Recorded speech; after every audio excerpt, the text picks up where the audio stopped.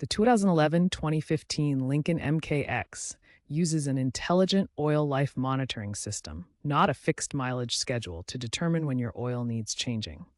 This system analyzes your driving habits, engine load, and temperature to accurately predict oil degradation. When the system estimates that your oil life is nearing its end, around 5 to 10% remaining, the Change Engine Oil Soon message will appear on your dashboard.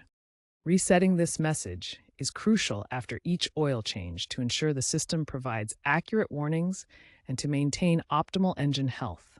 Remember, this system is designed to encourage proactive maintenance based on actual oil condition. Make sure your vehicle is parked and the engine is turned off.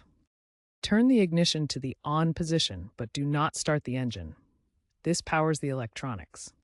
Fully depress and release the accelerator pedal 3 times within 10 seconds, a gentle floor-it motion. Turn the ignition off.